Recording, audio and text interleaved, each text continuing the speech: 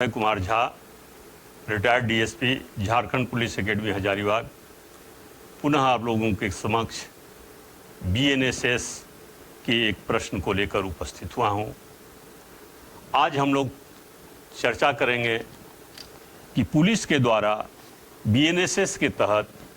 जो संपत्ति जब्त किया जाता है, उस जब्त संपत्ति के निपटाव का क्या प्रावधान है। जैसा कि हम लोग देखते हैं, अक्सर थाना में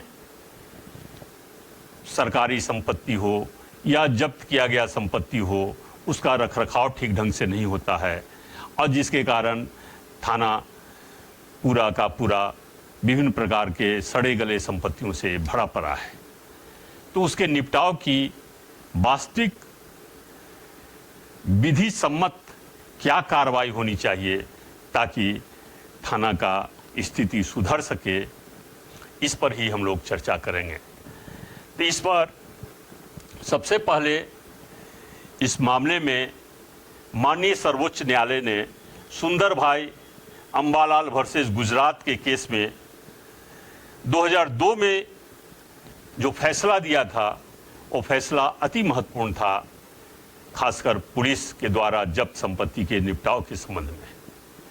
और अभी जो बीएनएसएस बना है, तो उस फैसले को अधिनियम के रूप में समाहित कर दिया गया है, जो मुझे पूर्ण विश्वास है कि निश्चित ही अब थाना मालखाना की स्थिति सुधर जाएगी। सर्वप्रथम पुलिस के द्वारा जो संपत्ति जब्त की जाती है, उसे कई भागों में विभक्त कर हम देख सकते हैं, जिसमें जो गिरफ्तार व्यक्ति है, गिरफ्तार व्यक्ति के पास से जो संपत्ति बरामद होता है, उसके निपटाव की अलग विधि है। केस के दौरान जो एग्जिबिट जब्त किया जाता है, एग्जिबिट यानी जो उस केस को प्रूफ करने के लिए या डिसप्रूफ करने के लिए जो संपत्ति जब्त की जाती है, चाहे वो अभिलेख हो या कोई वस्तु हो या कोई संपत्ति हो, उसको हम लोग एग्जिबिट के नाम से जानते हैं। उसके डिस्पोजल का अलग प्रावधान है। या कोई आपराधिक क्रियाकलाप या अपराध से व्युत्पन्न संपत्ति जो इन्वेस्टिगेशन के क्रम में जब्त किया जाता है, उसके निपटाव का अलग प्रावधान है। फरार व्यक्ति की जो संपत्ति है, उसका निपटाव का अलग प्रावधान है। लावारिस संपत्ति जो पुलिस के द्वारा जब्त की जाती है, उसके निपटाव का अलग प्रावधान है। साथ ही साथ निर्वसियत संपत्ति जो चल संपत्ति है, उसके निपटाव का अलग प्रावधान है। इन सभी प्रावधानों पर ही आज हम लोग मुख्यतः चर्चा करेंगे। तो सर्वप्रथम हम बीएनएसएस की धारा 49 को देखते हैं, जो गिरफ्तार व्यक्ति के शरीर के तलाशी का अधिकार देता है। और इसी के अनुसार जब किसी व्यक्ति को ऐसे अपराध के लिए गिरफ्तार किया जाता है जिसमें गिरफ्तार व्यक्ति को जमानत पर नहीं छोड़ा जाना है, तो ऐसे व्यक्ति को तलाशी का अधिकार पुलिस को दिया गया है तथा कहा गया है कि शरीर पर पाए जाने वाले कपड़े के अतिरिक्त अन्य जो सभी वस्तुएं हैं, उन्हें वह जब्त कर सकता है। तो उसके पास से जैसे कोई सोना का सामान हो, कोई कैश रुपया हो, इस तरह का यदि संपत्ति जब्त किया जाता है, तो उसको हम लोग पीपी पर्सनल प्रॉपर्टी के नाम से जानते हैं। और ऐसे संपत्ति को जब्ती सूची बनाकर जब्त किया जाएगा और उस पर गिरफ्तार व्यक्ति का हस्ताक्षर लेकर उसको भी एक प्रति दी जाएगी। सामान्यतया ऐसे संपत्ति यदि जब्त किया जाता है और गिरफ्तार व्यक्ति का कोई सगा संबंधी गिरफ्तारी के पश्चात उपस्थित हो जाता है, तो पुलिस वाले उस व्यक्ति को देकर प्राप्ति रसीद बनवा लेते हैं। यदि उसका कोई व्यक्ति उपस्थित नहीं होता है और उसका पर्सनल प्रॉपर्टी है,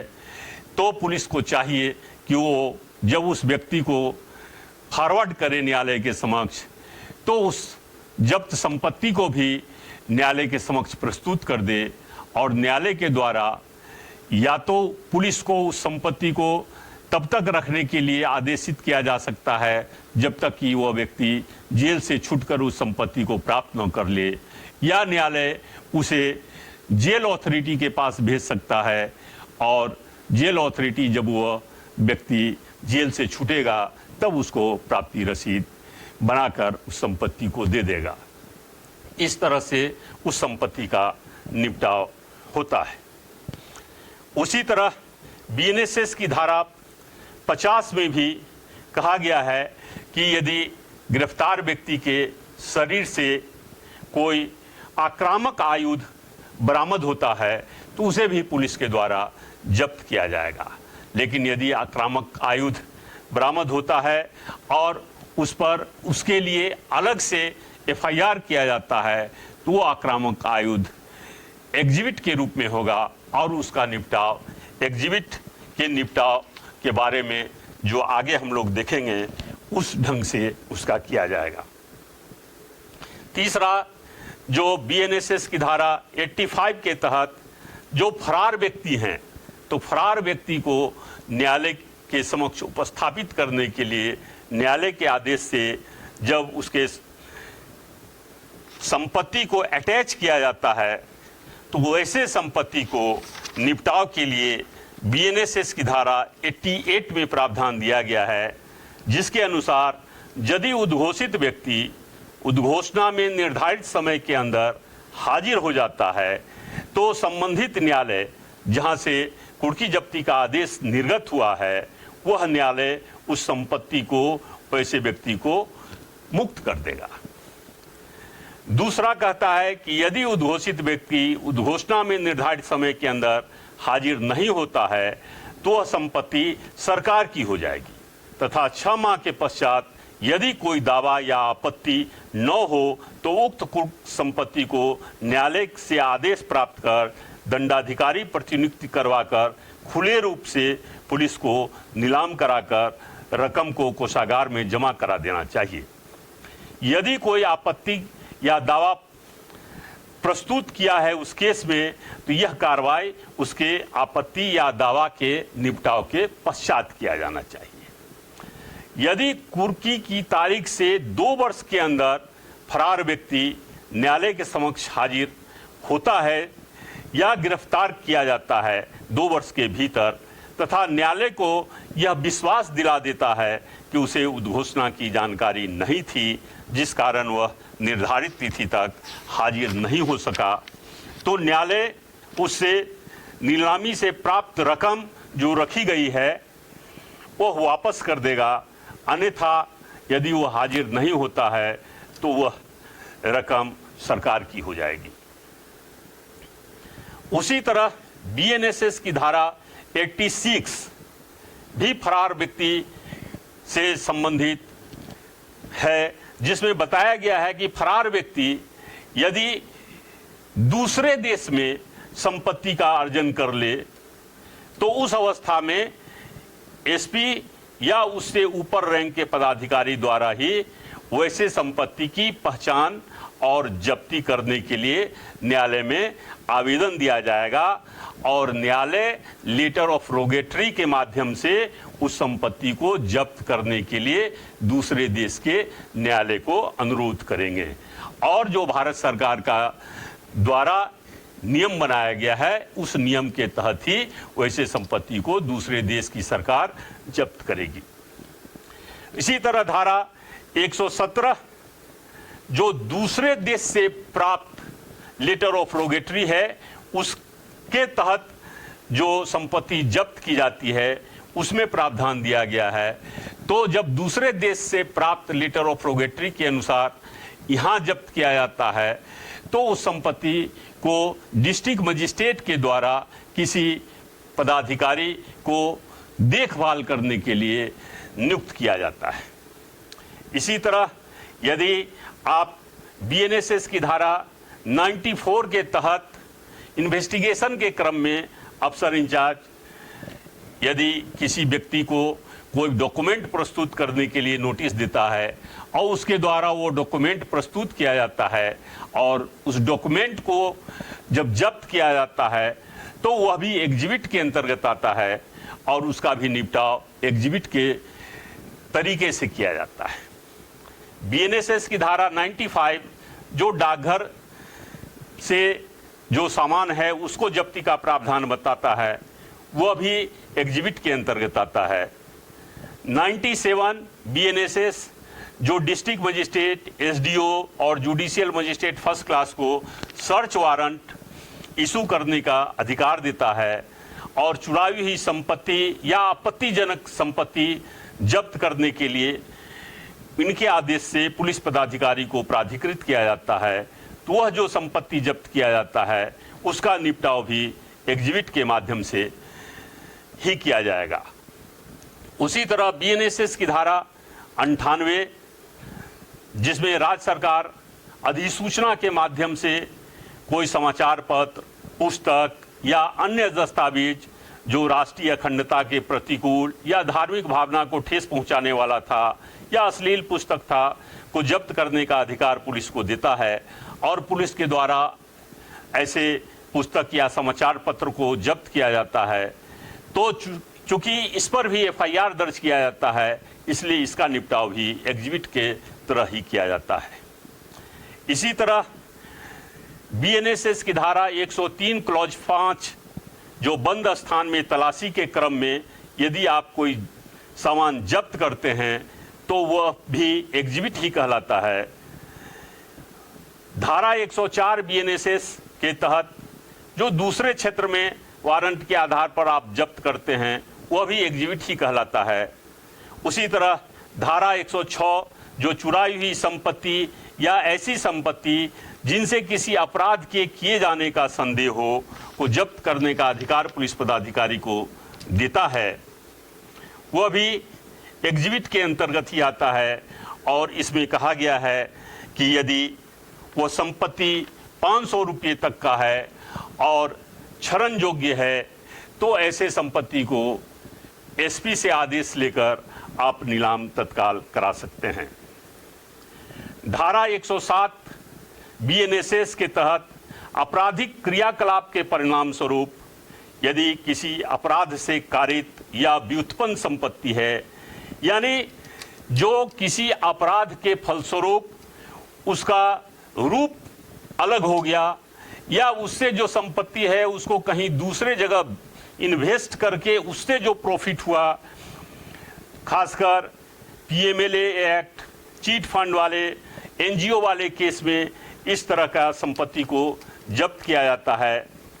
इसको जब्ती के लिए भी अनुसंधानकर्ता को पहले एसपी के यहाँ से अनुमोदन लेना पड़ता है और एसपी के अनुमोदन के पश्चात न्यायालय में आवेदन अनुसंधानकर्ता या थाना प्रभारी द्वारा दिया जाएगा कि अमुक अमुक संपत्ति जो आपराधिक क्रियाकलाप से उत्पन्न हुआ है उसे जब्त करना है। उसमें सामान का विवरण भी दिया रहेगा और यदि उसको तत्काल जब्त करना है तो उसके लिए न्यायालय तत्काल जब्त का आदेश दे सकता है और जब्त करने के पश्चात जो मालिक हैं उस मालिक को न्यायालय 14 दिन के भीतर उस संपत्ति पर किस तरह अधिकार प्राप्त किया गया उस संबंध में उससे पूछताछ करेगा। अन्यथा सामान्य परिस्थिति में जो सामान जब्त करना है तो उस सामान के मालिक या उस सामान जिसके अधिकार में है वैसे व्यक्ति को न्यायालय 14 दिन का नोटिस देगा कि क्यों नहीं ये संपत्ति आपका जब्त किया जाए। यदि वो संतोषजनक जवाब नहीं देता है तब ऐसे संपत्ति को जब्त किया जाएगा। और इसी धारा में कहा गया है कि ऐसे संपत्ति को जब्त करने के पश्चात न्यायालय उस जिला के डिस्ट्रिक्ट मजिस्ट्रेट को यह आदेश देगा कि वो जब्त संपत्ति को पीड़ित के बीच में अनुपातिक रूप से वितरण कर दे, जिस पर डिस्ट्रिक्ट मजिस्ट्रेट 60 दिन के भीतर या तो स्वयं या अपने किसी पदाधिकारी के माध्यम से वो जब्त संपत्ति को पीड़ितों के बीच में वितरण कर देंगे। धारा 185 बीएनएसएस के तहत भी तलाशी के दौरान किसी केस में जो सामान जब्त किया जाता है या 186 बीएनएसएस के तहत दूसरे थाना क्षेत्र में जो सामान जब्त किया जाता है वो भी एग्जिबिट के अंतर्गत आते हैं और उनका निपटाव भी एग्जिबिट के तरह ही किया जाता है। वर्तमान बीएनएसएस की धारा 497 से लेके 505 के बीच में जो एग्जिबिट जब्त किया गया है उस एग्जिबिट के निपटाव का प्रावधान दिया गया है, जिसमें 497 में यह स्पष्ट किया गया है कि यदि इन्वेस्टिगेशन के दौरान कोई जब्त किया गया है सामान और केस इन्वेस्टिगेशन में है तो ऐसे सामान को जो जब्ती के पश्चात तत्काल न्यायालय के समक्ष प्रस्तुत किया जाएगा तो 14 दिन के भीतर राज्य सरकार द्वारा जो नियम बनाया गया है उस नियम के अनुसार उस परफॉर्मा में उस संपत्ति का पूर्ण विवरण अंकित किया जाएगा। साथ ही साथ उस संपत्ति का फोटो या वीडियोग्राफी लिया जाएगा और वही फोटो और वीडियोग्राफी एग्जिबिट के रूप में ट्रायल में काम आएंगे और 30 दिनों के भीतर फोटोग्राफी या वीडियोग्राफी के 30 दिनों के भीतर निश्चित रूप से न्यायालय उस एग्जिबिट के निपटाव के लिए आदेश देगा। या तो एग्जिबिट को नष्ट करके निपटाव किया जाएगा या अधिग्रहित किया जाएगा या किसी को देकर या जिस रीति से न्यायालय चाहे निश्चित रूप से इसका डिस्पोजल का आदेश देगा। उसी तरह धारा 498 कहता है कि यदि इन्वेस्टिगेशन समाप्त हो गया और तब वो एग्जिबिट है तब जो ट्रायल मजिस्ट्रेट है या जो कॉग्निजेंस मजिस्ट्रेट है वो निश्चित रूप से जो संपत्ति जब्त की गई है उसको निपटाव का आदेश नष्ट करके अधिहिरित करके या परिधान करके या बेअन करके बेचकर करेगा। यहाँ यह ध्यान रखना है कि 497 का उपयोग जब अंडर इन्वेस्टिगेशन केस हो उस अवस्था में करना है और 498 का उपयोग जब इन्वेस्टिगेशन समाप्त हो गया तब करना है। फिर 503 कहता है जब जब्त संपत्ति का रिपोर्ट कोर्ट को किया गया हो लेकिन ट्रायल के दौरान उक्त संपत्ति को प्रस्तुत नहीं किया गया तो जिस दंडाधिकारी के समक्ष आप जब्ती का रिपोर्ट किए थे उसी दंडाधिकारी के आदेश से उस संपत्ति का निपटाव किया जाएगा। और यदि उस संपत्ति का कोई मालिकाना हक किसी के द्वारा नहीं दिया जा रहा है या कौन उसका मालिक है यह निश्चित नहीं किया जा रहा है तो न्यायालय ही उद्घोषणा कर उस सामान के बारे में प्रकाशित करेगा और 6 माह के अंदर यदि कोई दावेदार प्रस्तुत हो जाता है तो उसकी पहचान कर उसको सौंपेगा और यदि कोई दावेदार प्रस्तुत नहीं होता है तो उस संपत्ति के निपटाव का आदेश देगा। इसी तरह जो लावारिस संपत्ति है पुलिस के द्वारा जो जब्त किया जाता है तो उसके निपटाव का विधि पुलिस एक्ट के धारा 25, 26, 27 में अंकित किया गया है, जिसमें बताया गया है कि जब लावारिस संपत्ति यानी जिसका कोई वारिस नहीं हो, संदिग्ध संपत्ति और लावारिस संपत्ति में भेद करना आवश्यक है। लावारिस संपत्ति वास्तव में जो उसका मालिक है उसके भूलवश या लापरवाहीवश कहीं छूट गया है और वैसा संपत्ति जब पुलिस के पास आता है तो उसको लावारिस संपत्ति कहते हैं। पुलिस के पास जो ही लावारिस संपत्ति कोई आए तो उसका स्टेशन डायरी करके मालखाना पंजी में उसको चढ़ाकर और उसका रिपोर्ट डिस्ट्रिक्ट मजिस्ट्रेट को तुरंत कर देना चाहिए। डिस्ट्रिक्ट मजिस्ट्रेट के द्वारा 6 माह के भीतर उसका उद्घोषणा करेगा और उद्घोषणा के 6 माह तक यदि उसका कोई मालिक आता है तब मालिक की पहचान कर उस संपत्ति को वापस करेगा